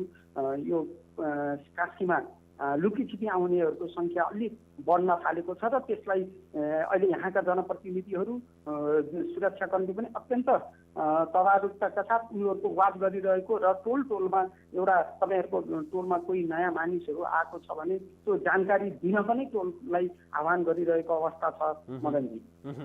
त्यस्तै गरी अब लकडाउन चाहिँ पछिल्लो समय फेरि थप कडा बनाउने भन्ने कुरा पनि आइराखेको छ। कास्की र समग्र गण्डकी प्रदेशकै कुराकानी गर्दाखेरि चाहिँ आजको दिनमा लकडाउनको स्थिति के छ? पछिल्लो समय फेरि खुकुलो बनाउने, कहिले कडा बनाउने भन्ने सरकार पनि अलि अलमलमै जस्तो पनि देखिया छ। स्थानीय स्तरमा जिल्ला प्रशासन कार्यालय वा प्रदेश सरकारले पनि के गरिराखेका छ? त्यो प्रभावकारिता जमिनमा चाहिँ के पाउनुहुन्छ तपाईँ? हो मदनजी, यो कास्कीमा साँच्चीकै यो लकडाउन निकै खुकुलो भएको अवस्था थियो, तर जिल्ला प्रशासन कार्यालयले एउटा नयाँ सूचना जारी गरेर हिजोसम्मका जुन आज बिहिबारसम्मका पनि जति पासहरू जारी भएका थिए तिनीहरूलाई रद्द गरेर अति आवश्यकलाई मात्रै पास दिने, त्यो पासको पनि सबै जानुपर्ने कारणहरू खुलाउनु पर्ने बताएको छ र अहिले आजको दिन बिहानैदेखि निकै टाइट गरेको अवस्था चाहिँ देखिन्छ। अनि यो अब लकडाउन आज 52औं दिन, यो भन्दा अगाडि पनि राहत वितरणको काममा चाहिँ निकै चासो चर्चा चाहिँ भइराखेका सन्दर्भ नै थियो। पछिल्लो समय पनि अब स्थानीय तहले त्यो स्थानीय स्रोत साधन चाहिँ उनीहरूसँग भएकोले चाहिँ कहिलेसम्म पुग्ने यो राहत वितरणको कुरा पनि आइराखेको छ। भनिसकेपछि यहाँले के देखिराख्नु भएको छ? रोग नियन्त्रण सँगसँगै भोकलाई पनि टार्नको लागि अथवा त्यसको पनि व्यवस्थापनको लागि चाहिँ के भइराखेको छ प्रयास? हो मदनजी, सुरुवात दिनमा निकै समस्या आएकै हो। अरूभन्दा पनि यो गाउँपालिका भन्दा पनि महानगरपालिकाका केही वडामा निकै समस्या आएको कुरा चाहिँ हो, तर अहिले चाहिँ यो राहतको विषयमा कुनै समस्या चाहिँ देखिएको छैन। एक महानगरपालिकाले पनि आफ्नो त्यो जुन राहतहरू सङ्कलन अथवा विभिन्न सङ्घ संस्थाले दिने क्रम पनि जारी रहेको र उनीहरू महानगरले एउटा तयारी अवस्थामा, यदि भोलिका दिनमा पनि यो लकडाउन त बढ्ने अवस्था देखिन्छ, त्यसले गर्दा पूर्ण तयारी चाहिँ अग्रिम तयारी चाहिँ गरिरहेको अवस्था छ। उनीहरूले खाद्यान्नको व्यवस्था गरिरहेको छ र अर्को कुरा गण्डकी प्रदेश सरकारले पनि यो अवस्था लामो समय रहन सक्छ भन्ने हिसाबले यो खाद्य ब्याङ्कको एउटा कन्सेप्ट ल्याएको छ र गण्डकी प्रदेशका 11वटै जिल्लामा यो खाद्यान्न सङ्कट नहोस्, अभाव नहोस् भन्ने उद्देश्यले यो खाद्य ब्याङ्क स्थापना गर्ने सोच बनाइरहेको अवस्था छ। हस्, जानकारीको लागि धन्यवाद गिरिधारी। उहाँ हुनुहुन्थ्यो कास्की स्थित संवाददाता गिरिधारी पोखरेल र उहाँले हामीलाई समग्र कास्की र त्यसको साथसाथमा गण्डकी प्रदेशभित्रको अवस्थाको विषयमा पनि जानकारी गराउनुभयो र पछिल्लो समय रोग नियन्त्रणको लागि भइराखेका प्रयास सँगसँगै त्यो भोगलाई पनि व्यवस्थापन गर्नुपर्ने चुनौती चाहिँ सरकारसँग थपिएको छ र रोग नियन्त्रणसँगै रोगबाट त बचिएला, तर भोगबाट कसरी बच्ने भन्ने कुरा पनि आइराखेको छ। रोग नियन्त्रण गर्दा गर्दै भोकले मर्नुपर्ने स्थिति चाहिँ नहोस् भन्ने यति बेला आम नागरिकको अपेक्षा पनि छ। अपेक्षा मात्र होइन, चाहना साथसाथमा त्यो बाध्यता पनि त्यतातर्फ नजाओस् भन्ने कुरा पनि आइराखेको छ। त्यसकारणले गर्दाखेरि सरकारले लकडाउनलाई कडाउ गर्नुपर्छ, रोग नियन्त्रणलाई चाल्ने आवश्यक कदमहरू चाल्नुपर्छ, तर त्यसको साथसाथमा रोगले कहिले मर्ने भोकले चाहिँ आजभोलि नै मर्ने स्थिति हो कि भन्ने खालका कुराहरू पनि बेला बेला आइराख्ने कारणले गर्दाखेरि त्यतातर्फ पनि सरकारले चाहिँ ध्यान दिनुपर्ने आवश्यकता छ। र आजको दिनमा आम नागरिकको जीवन सुरक्षा नै सरकारको पहिलो प्राथमिकता हुनुपर्छ र सरकारले अहिलेसम्म गरेका गतिविधिबाट जीवन रक्षाको लागि नै सरकारले गरिराखेको जस्तो पनि देखिन्छ। तर त्यतिले मात्रै पुग्ने जस्तो देखिँदैन। तर सरकारले चाहिँ परीक्षणको मात्रालाई वृद्धि गर्नुपर्ने भन्ने कुराहरू आउँदै गर्दाखेरि पनि पछिल्लो समय परीक्षणलाई पनि थप व्यापकता दिइराखेको आरडिटी परीक्षणको विषयमा त त्यसको विश्वसनीयतामाथि नै प्रश्न पनि आजको दिनमा पनि उठिराखेको छ। तर पिसिआर माध्यमबाट पनि अहिलेसम्म झन्डै 21,000को सङ्ख्यामा चाहिँ परीक्षण भइसकेको छ। कन्ट्याक्ट ट्रेसिङको कुरामा पनि सरकारले सुरुवाती चरणमा केही अलमल जस्तो अथवा नसकिराखेको जस्तो पनि देखिएको थियो। पनि पछिल्लो समयमा अलि बढी प्रभावित रहेका जिल्ला, चाहे त्यो उदयपुरको कुरा गरौँ वा बाँकेको कुरा गरौँ वा अहिले पछिल्लो समय पर्साकै कुरा गरौँ जहाँ चाहिँ 82 कोरोना सङ्क्रमित देखिएको अवस्था छ भनिसकेपछि यी अलि बढी प्रभावित क्षेत्रमा स्थानीय स्तर र जिल्ला प्रशासन कार्यालयको तदारुकता र सक्रियतामा चाहिँ कन्ट्याक्ट ट्रेसिङको काम पनि बडो तीव्र गतिमा भइराखेको भन्ने कुरा पनि आइराखेको छ, जसलाई चाहिँ हाम्रो संवाददाताहरूले पनि पुष्टि गरिराख्नु भएको छ। तर अन्य स्थानमा भने कसरी त्यो जोखिमलाई न्यूनीकरण गर्ने भन्ने सन्दर्भमा पनि सरकार थप गम्भीर बन्नुपर्ने आवश्यकता देखिएको छ। यो विषयमा यहाँहरूलाई हामी लगातार जानकारी गराइ नै रहेका छौँ र अब यहाँहरूलाई हामी अहिलेसम्मको पछिल्लो अवस्था चाहिँ के रहेको छ भन्ने विषयमा एकपटक तथ्याङ्क अद्यावधि गराउन चाहन्छौँ। अहिलेको पछिल्लो तथ्याङ्क अनुसार सङ्क्रमण देखिएकाको सङ्ख्या चाहिँ 245 रहेको छ। त्योभन्दा अगाडि यहाँहरूलाई मैले पिसिआर परीक्षण चाहिँ अहिलेसम्म कति गरियो भन्दाखेरि अहिलेसम्म पिसिआर परीक्षणको कुरा गर्दाखेरि 21,366 को पिसिआर परीक्षण गरिएको छ। त्यस्तै गरी आरडिटी परीक्षणको कुरा गर्ने हो भने 60,319 को चाहिँ आरडिटी परीक्षण गरिएको छ र आरडिटी परीक्षण पछि चाहिँ पिसिआर परीक्षण गर्दाखेरि चाहिँ कोरोना सङ्क्रमितको सङ्ख्या नदेखिएका कति भन्दाखेरि यो परीक्षण गरिएका मध्येकै तथ्याङ्क हो। यो परीक्षण गरिएका मध्ये चाहिँ 21,121 मा चाहिँ कोरोनाको सङ्क्रमण देखिएन र बाँकी चाहिँ यो सङ्क्रमण को विषयमा चाहिँ अहिलेसम्म 245 मा चाहिँ सङ्क्रमण देखिएको छ र आइसोलेसनमा पनि 245 लाई राखिएको छ भने क्वारेन्टिनमा 14,313 लाई राखिएको अवस्था छ। यो पछिल्लो तथ्याङ्क यहाँहरूलाई मैले अद्यावधि गराएँ। अब यहाँहरूलाई म सिधै सिन्धुलीतर्फ लग्दैछु। सिन्धुली स्थित संवाददाता रविन्द्र भट्टराई यति बेला हाम्रो प्रत्यक्ष सम्पर्कमा हुनुहुन्छ। रविन्द्र, के छ यति बेला सिन्धुलीको अवस्था? कोरोना विरुद्धको अभियान र यो कोरोना सङ्क्रमण नियन्त्रण गर्नको लागि चाहिँ के भइराखेको छ, जानकारी गराउनुहोस् न। अहिले सिन्धुलीमा पछिल्लो अवस्था हेर्ने हो भनेदेखि जुन यो सिन्धुलीको कमलामाई नगरपालिका वडा नम्बर 9 भिमानमा चाहिँ जब एउटा महिलाले खाना खाइन आफन्तो घरमा र भक्तपुर पुग्दाखेरि उनको परीक्षण गर्दाखेरि कोरोना सङ्क्रमण देखियो भनेपछि विमान बजार अलिकति त्यहाँ आक्रान्त छ। त्यहाँनिर विमान बजारको लगभग त्यहाँ रहेका चाहिँ घरहरू जुन 5वटा घर चाहिँ सिल गरिएको छ। जुन उहाँले खाना खानु भएको थियो त्यहाँको लगायत केही छिमेकीहरूको 5वटा घर चाहिँ सिल गरिएको छ र त्यो 5वटा घरमा चाहिँ 19 जना रहेका छन्। 19 जनालाई चाहिँ होम क्वारेन्टाइनमै राखिएको छ र बाहिर सशस्त्र प्रहरी, नेपाल प्रहरी र त्यसै गरी नेपाली सेनाको गस्ती समेत रहेको छ। त्यहाँनिर अलिकति पछिल्लो समय विमानमा अलिकति आतङ्क फैलिएको छ र विमानमा आतङ्क फैलिएपछि सिन्धुलीको जुडोली नगरपालिकामा पनि यता उदयपुरको साइड र त्यसै गरी उता र यता तराईका जिल्लाहरूमा कोरोना सङ्क्रमण बढ्दै गइसके पछाडि सिन्धुलीको जुडोली नगरपालिका अहिले पछिल्लो समय अलिक आक्रान्त बनेको छ र सँगै सिन्धुलीको कमलामाई नगरपालिका र माली बजार क्षेत्रमा पनि अहिले धेरै आक्रान्त भएको छ।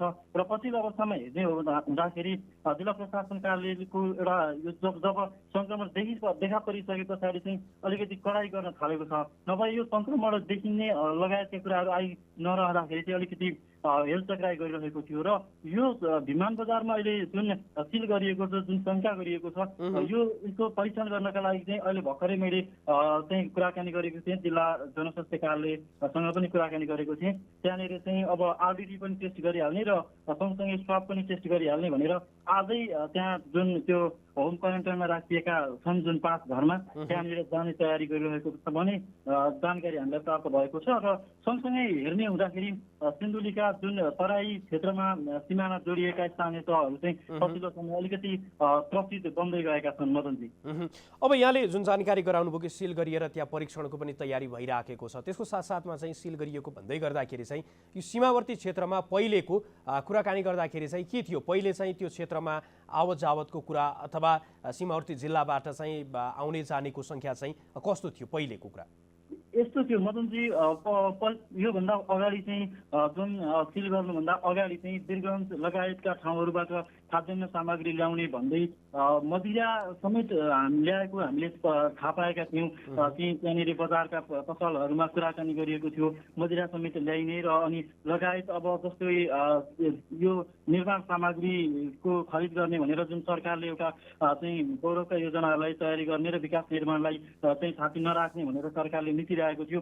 त्यही नीति अनुसार उनीहरूले चाहिँ जुन पसलहरू थिए, जुन हार्डवेयरका विशेष गरी यो सिमेन्टी त्यसै गरी रडहरूको कुराकानी भयो।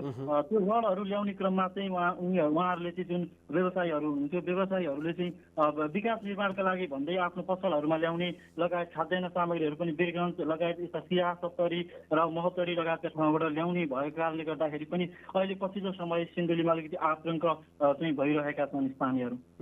जस्तो अब यो आतङ्कित भइराख्दाखेरि चाहिँ त्यहाँ स्थानीय प्रशासन अथवा स्थानीय तहले पनि आवश्यक पर्ने स्वास्थ्य सामग्री, स्वास्थ्य कर्मीकै कुराको अवस्था अथवा त्यसको व्यवस्थापन चाहिँ कसरी भइराखेको छ? त्यो अपुग हुने पनि देखिन्थ्यो पहिले चाहिँ कुराकानी गर्दाखेरि, अहिले चाहिँ त्यसको व्यवस्थापन भइराखेको छ कि अथवा अपुग जस्तो देखिन्छ? यस्तो छ मदनजी, पहिले जति पनि गर्दाखेरि पिपिई त्यसै गरी N95 मास्क लगायतका कुराहरू थिए, जुन पछिल्लो समय केही दाताहरूले र कहीँ स्थानीय तहहरूले आफैले खरिद गरेर पनि ल्याएका छन्। तर पर्याप्त मात्रामा छैन भन्ने कुराहरू सम्पूर्ण स्थानीय तहहरूले भनिरहेका छन् र जिल्ला प्रशासनले पनि सम्पूर्ण स्थानीय तहलाई यो निर्देशन दिएको त भनेको छ। तर निर्देशन दिए पनि अहिले यो ठ्याक्कै महामारी भएको कारणले गर्दाखेरि स्थानीय सरकारले जुन स्वास्थ्य कर्मीलाई उपलब्ध गराउनु पनि पिपिई उपलब्ध गराइ नसकेको अवस्था छ।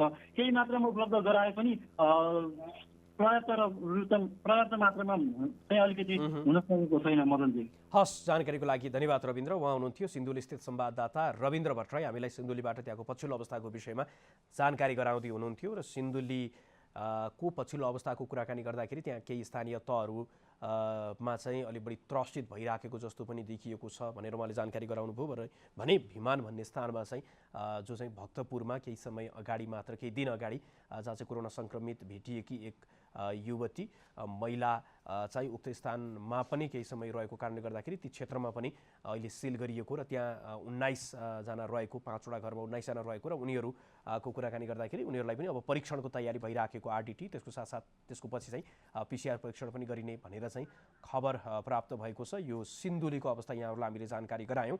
अब सिन्धुलीपछि यहाँहरूलाई हामी सिन्धुलीको पनि पूर्वपट्टि रहेको र नेपालको सुदूरपूर्वमा रहेको जिल्ला झापातर्फ लग्दैछौँ। झापा स्थित संवाददाता शम्भु दाहाल यति बेला हाम्रो प्रत्यक्ष सम्पर्कमा हुनुहुन्छ। शम्भु, के छ झापाको स्थिति, पछिल्लो अवस्थाको विषयमा जानकारी गराइदिनुहोस् न। मदन, झापाको कुरा गर्ने हो भने झापामा चाहिँ पछिल्लो अवस्था 2 जनामा कोरोना पोजिटिभ देखिएको थियो र उनीहरूको चाहिँ एकजनाको चाहिँ डिस्चार्ज भइसकेको छ र निको भइसकेका छन् भने अर्को एकजना चाहिँ अहिले पनि आइसोलेसनमा बसेर उपचार गरिरहेका छन्।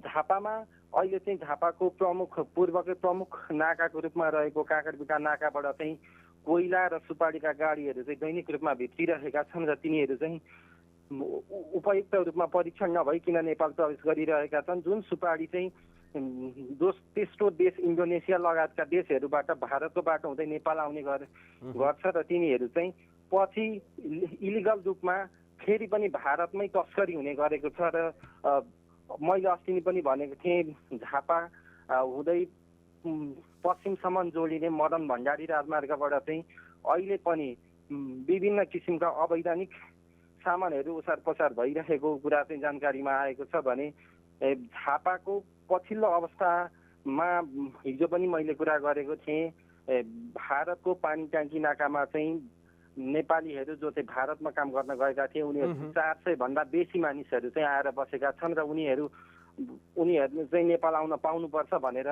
पुरै नारा जुलुस गरिरहेको अवस्था अहिले छ। भने प्रदेश सरकारलाई चाहिँ यो विषयमा हामीले प्रश्न सोद्धाखेरि प्रदेश मन्त्रालयका प्रवक्ता ज्यूले चाहिँ हामीलाई प्रदेश नम्बर 1 भरि 20,000 जति नेपाली चाहिँ भारतबाट फर्किने र उनीहरूको चाहिँ चाँडोभन्दा चाँडो व्यवस्था गरेर नेपाल ल्याएर क्वारेन्टाइनमा राखिने भन्ने जानकारी दिनुभएको छ। मदन, हस्, जानकारीको लागि धन्यवाद शम्भु। उहाँ हुनुहुन्थ्यो झापा स्थित संवाददाता शम्भु दाहाल र उहाँसँग हामीले झापाको पछिल्लो अवस्थाको विषयमा जानकारी लियौँ र उहाँले पनि झापाको पछिल्लो अवस्था के रहेको छ भन्ने विषयमा अद्यावधि गराइसक्नु भएको छ। र आजको कार्यक्रममा हामी मुख्य गरी त जिल्ला स्थित संवाददाताहरू मार्फत नै जिल्लाको अवस्था के रहेको छ? सम्पूर्ण नेपाल र त्यसमा पनि अलि बढी प्रभावित र कोरोना संक्रमण देखिएका जिल्लाहरूमा नै बढी केन्द्रित भइराखेका छौँ र त्यहाँ स्थित हाम्रा संवाददाताहरू, स्थानीय तहका जनप्रतिनिधि, त्यस्तै गरी स्थानीय प्रशासनका प्रतिनिधिहरूसँग पनि संवाद गरिराखेका छौँ र यो संवाद सँगसँगै यहाँहरूलाई हामी त्यहाँको वस्तुस्थिति के हो, आजको दिनमा नेपालको जोखिमको स्थिति के हो भन्ने विषयमा पनि जानकारी गराइराखेका छौँ र सबैभन्दा बढी कोरोनाको संक्रमण देखिएको जिल्ला पछिल्लो समय पर्सा रहेको छ र पर्सा स्थित संवाददाता सञ्जीव मिश्र यति बेला हाम्रो प्रत्यक्ष सम्पर्कमा हुनुहुन्छ। सञ्जीव, के छ पर्साको पछिल्लो अवस्था, जानकारी गराइदिनुहोस्। मदन, पर्सामा हिजोसम्म 82 जनामा कोरोना पोजिटिभ देखिएको छ र 82 जना मध्ये 70 जनालाई स्थानीय अस्पतालमा राखिएको छ र बाँकीकोलाई सिद्धार्थ स्कुलमा मिनी क्वारेन्टाइन बनाएर राखिएको छ। वीरगञ्जमा यति ठुलो अस्पताल हुँदा पनि यस्तो घडीमा निजी अस्पतालले आफ्नो अस्पताल कोरोनाको लागि उपलब्ध गराएकोमा यहाँका जनताहरू आक्रोश व्यक्त गरिरहेका छन् र हिजो 30 गते राति 8 बजेदेखि पर्सा जिल्लामा कर्फ्यू लगाइएको छ, सेना परिचालन गरिएको छ र प्रहरी पुलिस प्रशासन एकदम तयारी अवस्थामा लकडाउनको पालना गराइराखेको र विशेष गरी जुन ठाउँमा अलिकति इन्डिया र नेपालबाट आवत जावत गर्ने बाटो थियो, चुरुलुकी छिपी मान्छेहरू आउने जाने गर्थ्यो, त्यो ठाउँमा कडाइका साथमा हिजोदेखि चेक जाँच भइरहेको स्थिति देखिएको छ मदनजी। त्यस्तै अब 82 जना कोरोना संक्रमित भेटिसकेपछि उनीहरूको सम्पर्कमा आएका व्यक्तिहरूको खोजी अथवा जो भेटिएका छन् उनीहरूको परीक्षण र त्यसमा पनि सम्भावित व्यक्तिहरूलाई चाहिँ उनीहरू बाहेक पनि अन्य व्यक्तिहरूलाई त्यो परीक्षण चाहिँ कसरी भइराखेको छ, कति मात्रामा भयो अहिलेसम्म, यो विषयमा तपाईँसँग जानकारी के छ? 30 गते जुन 57 जनामा कोरोना पोजिटिभ देखियो त्यसमा 2 जना सञ्चारकर्मी पनि हुनुहुन्छ। त्यो लगायतका सम्पर्कमा आएका हिजो बिहान 109 जना सञ्चारकर्मीले आफै गएर नारायणी अस्पतालमा स्वाब टेस्ट गराएको र अहिलेसम्म त्यसको रिजल्ट नआएको देखिएको छ र सम्पर्कमा आएका त्यो कोरोना पोजिटिभको सम्पर्कमा आएका जतिजना छन् सबको टेस्ट भइरहेको र हाल यहाँ पर्सा जिल्लामा किटको अभाव देखिएको डाक्टर मदन उपाध्यायले जानकारी दिनुभएको छ। अब भारततिर्फको जुन सीमाको कुरा गर्नुभयो त्यो त अहिले कडाउ गरिएको भन्ने कुरा आइराखेको छ। भारत बाहेक चाहिँ नेपालकै पनि जस्तो पर्सासँग जोडिएका जिल्लाहरूसँगको आवत जावतको स्थिति चाहिँ के छ, त्यसलाई पनि कसरी व्यवस्थित ल्याइएको छ? अहिलेको स्थितिमा पर्सामा जुन कर्फ्यू लगाइएको छ, साथै बारामा पनि कर्फ्यू लगाइएको छ। बारा पर्सामा कर्फ्यू लगाएको कारणले अरू जिल्लाबाट पर्सा जिल्लाबाट अरू जिल्लामा प्रवेश एकदम निषेध गरिएको छ। कुनै किसिमको आवत जावत छैन। यहाँका स्थानीयको भनाइअनुसार यो स्थिति पहिलादेखि लगाएको भए आज पर्साको यो स्थिति हुनेवाला थिएन। जुन मेन रोडमा प्रशासनले मात्र जुन लकडाउनको पालना गरायो त्यो टोलमा गराएको भए आज यो स्थिति आउनेवाला थिएन। जनतामा एक किसिमको आक्रोश छ। जुन सुरुमा छपैयामा जुन 3 जनामा देखियो त्यही बेलामा छपैया टोललाई लक गरेर सिल गरेर त्यही परीक्षण गरेको भए र त्यहाँदेखि एकदम कडाउ गरेको भए आज यो स्थिति आउनेवाला थिएन भन्ने जनताहरूको भनाइरहेको छ। हस्, जानकारीको लागि धन्यवाद सञ्जीव। उहाँ हुनुहुन्थ्यो सञ्जीव मिश्र, पर्सास्थित संवाददाता हुनुहुन्छ र उहाँले दिएको जानकारी अनुसार यति बेला भारततर्फको जुन सीमा रहेको छ त्यता त कडाउ गरिएको छ नि, त्यसको साथसाथमा पर्सामै अब त्यो कर्फ्यूको स्थिति भइसकेपछि अन्य जिल्लाबाट त्यहाँ जाने अथवा त्यहाँबाट बाहिर फर्कने कुरा पनि भएन। त्यस कारणले गर्दाखेरि एउटा लकडाउनको स्थिति, त्यसलाई चाहिँ निषेधाज्ञा लगायतको चाहिँ एउटा कडाउको स्थिति चाहिँ रहेको छ समग्रमा भन्नुपर्दा पर्सामा। यो विषयमा यहाँहरूलाई हामीले जानकारी गरायौँ। यद्यपि पर्सामा चाहिँ परीक्षणलाई जसरी व्यापकता दिनुपर्ने हो त्यसमा चाहिँ किटको अभाव देखिएको कारणले गर्दाखेरि अलि समस्या पनि परेको भनेर जानकारी गराउँदै हुनुहुन्थ्यो। यहाँहरूलाई हामी लगातार जानकारी गराइराखेका छौँ। अब सिधै पर्साबाट यहाँहरूलाई हामी कञ्चनपुरतर्फ लग्दैछौँ। कञ्चनपुर स्थित संवाददाता धर्मराज कठायत यति बेला हाम्रो प्रत्यक्ष सम्पर्कमा हुनुहुन्छ। धर्मराज, कञ्चनपुरमा के छ पछिल्लो अवस्था, सरकारले गरिराखेको प्रयास कस्तो रहेको छ, त्यसको प्रभावकारिता के छ, जानकारी गराइदिनुहोस् न। मदनजी, कञ्चनपुर जिल्लामा अहिले अब सरकारले लगाएको लकडाउनको पनि पालना गरिरहेका छन् सबैले। हिजो अस्तिभन्दा केही मात्रामा आज अलि बढी कडाइ गरेको छ बजारमा भने हिजो अस्ति प्रशासनले दिएको पासहरू ठेक्काको विषयमा अरू विषयमा ढुवानीको विषयमा पनि दिइसकेका थियो भने आज भने कञ्चनपुर जिल्लाबाट बाहिर पनि नजाने र कुन कञ्चनपुर जिल्ला पनि नभित्याउने भनेर जारी गरेको छ जिल्ला प्रशासन कार्यालयले र अति आवश्यक खाद्य सामग्री दुध भयो मेडिकल अनि लगायतका सामग्रीहरूका लागि भने छुट दिएको छ भनेर जानकारी दिनुभएको छ हाम्रो नुरहरी कतिवटा जिल्ला प्रशासन कार्यालयका प्रमुखले। अनि त्यसै गरी सीमाको विषयमा खटिमातिर 38 जना र भारतको सीमा खटिमा भनौँ न अनि 38 जना, त्यसै गरी रुद्रपुरमा 90 जना छन् भनेर जानकारी दिनुभएको छ जिल्ला प्रशासन कार्यालयले। उहाँहरूलाई नेपाल आउन भन्दा पनि उतै बसेर चाहिने उनीहरूलाई व्यवस्थापन गरेको भनेर जानकारी छ। हस्, जानकारीको लागि धन्यवाद। उहाँ हुनुहुन्थ्यो कञ्चनपुर स्थित संवाददाता धर्मराज कठायत र उहाँसँग हामीले पछिल्लो अवस्थाको विषयमा जानकारी लियौँ। कञ्चनपुरको पछिल्लो अवस्था के छ भन्ने विषयमा यहाँहरूलाई हामी लगातार जानकारी गराइराखेका छौँ। मुख्य गरी त तराई केन्द्रित भएर नै आजको कार्यक्रममा चाहिँ हामीले यहाँहरूलाई जानकारी गरायौँ। त्यसको साथसाथमा हाम्रा संवाददाताहरू मार्फत हामीले जानकारी गरायौँ। त्यसको साथसाथमा त्यहाँ रहेका स्थानीय तहका जनप्रतिनिधि मार्फत पनि उहाँहरूलाई परिराखेको समस्याको विषय अथवा यो कोरोना नियन्त्रणको लागि उहाँहरूले गरिराखेको प्रयासको विषयमा पनि यहाँहरूलाई हामीले जानकारी गरायौँ। आजको लागि कार्यक्रमलाई निर्धारित समय सकिएको छ। जनताद्वारा जनताका लागि प्रसारित जनता टेलिभिजन हेरिरहनुहोस्। नमस्कार।